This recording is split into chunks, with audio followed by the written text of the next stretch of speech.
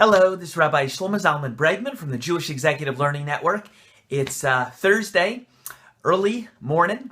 That means it's time to record a video on this week's Parsha. No matter how tired I am or how tired you are, what kind of week you had, the Shabbos is coming very soon. So that means it's time to learn a Devar Torah on the Parsha. I was joking with somebody this week because I probably had at least 4 nights this week that I slept 4 hours or less. Person's like, "Are you tired?"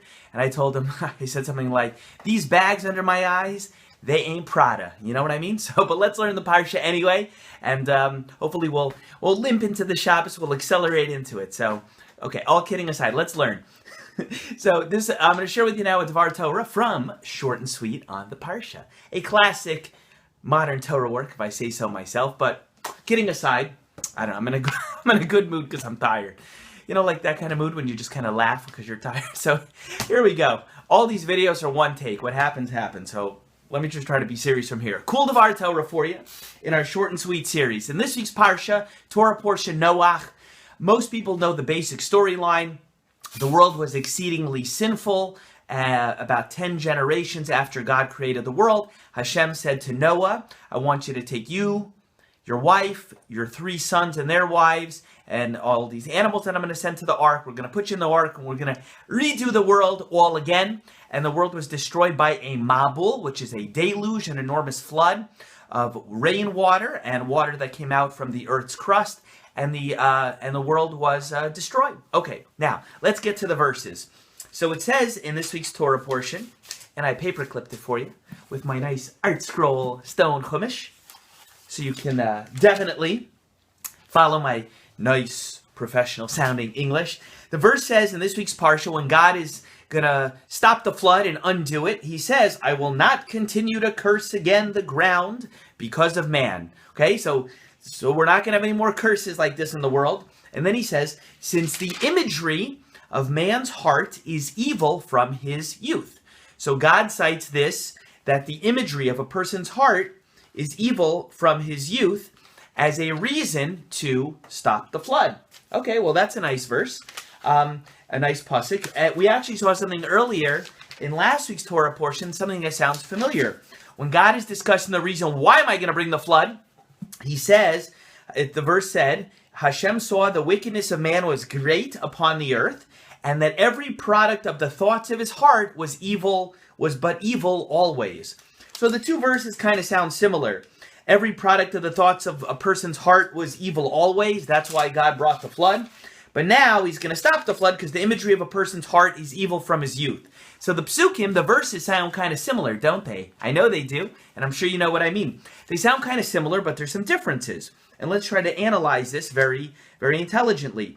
But some differences. One difference is that when God is going to bring the flood, it says that every product of the person, not just the imagery that he has, but it says everyone, and then it talks about in the verse when he's going to destroy the world, talks about the thoughts of a person, and later when God's going to stop the flood, it says it's evil. Persons involved in evil, thinking evil, but here it says evil always. So why is it that one talks about every product, and one verse, and that same verse talking about destruction coming, talks about the thoughts, and evil always, and not just evil?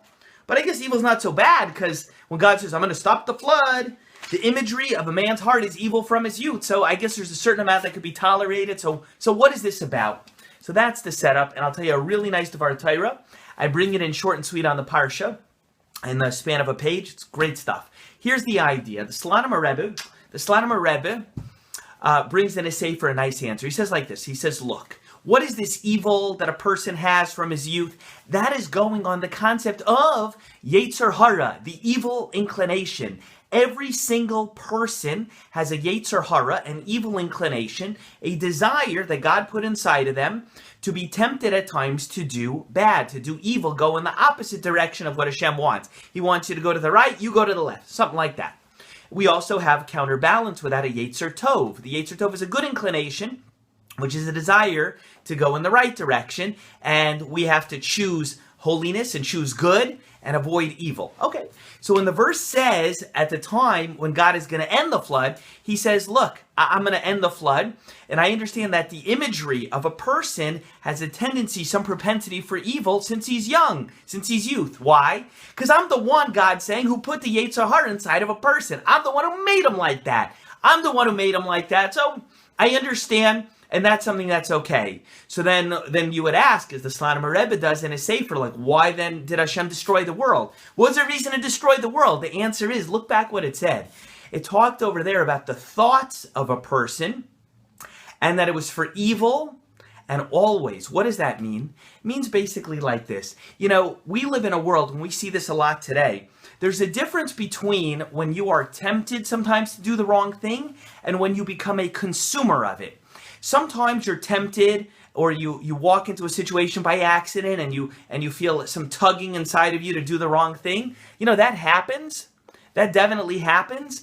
But there's a difference between that and when you go look for it. When you design a culture with laws and opportunities to experience the evil, to legitimize the evil, that's a problem. It's one thing, and God says, I understand that you might be tempted now and then to do the wrong thing.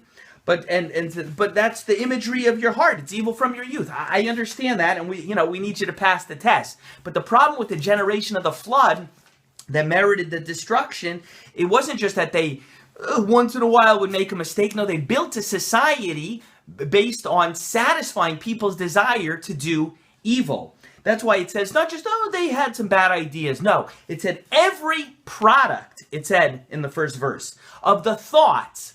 Why thoughts? Because this is what they're thinking about all day. How can I do this? How can I do that? How can I figure out the thing that I want to do and make it legitimate or make it legalized or whatever else, And that's why it says, it wasn't just that when God says later on, okay, I'll end the flood, it says it was evil. But in the beginning, when he's going to bring the flood, it says evil always. That's the idea. So that's the idea. That's the difference between the two. What's the basic bottom line point and takeaway? Look, every single person has temptations in life. Your temptations might be different than his and hers and theirs and mine and whatever. Like, that is what it is. But don't go looking to participate in a society.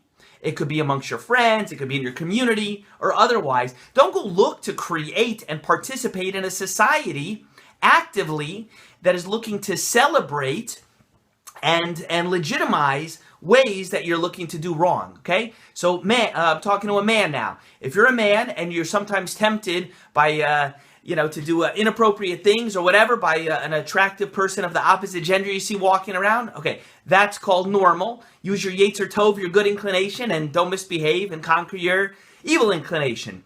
But don't look to think about this all day long, to manufacture opportunities to put yourself in a place to do bad. We live in a world today where we have websites and entire economies and everything else that seek to basically make the evil that we want, that we might otherwise be able to shield ourselves from and control, and it looks to legitimize it and support it and encourage us to go after it. And that's something God says, I can't deal with it. And that's why he destroyed the world in the first time. Regular run-of-the-mill, you feel temptation sometimes in the course of daily, normal, ethical life. God says, I understand you. I feel you. I'm with you. We can work with you. But once society goes in a direction of actually building structures, legal, economic, experiential, and everything else, to basically make it easier for us to go against the will of God, we're going in the direction of the flood. And that, the Slonimer Rebbe says, is the difference between those two verses. Look at them closely inside. Maybe replay the video if you need to, so you can find those verses. Or pick up Short and Sweet on the Parsha, and you can find it inside in Torah Portion Noach. Anyway, have a great Shabbos. If you haven't yet, please subscribe to this YouTube channel so we can continue to sprinkle good Torah into your life. Have a great Shabbos. Bye.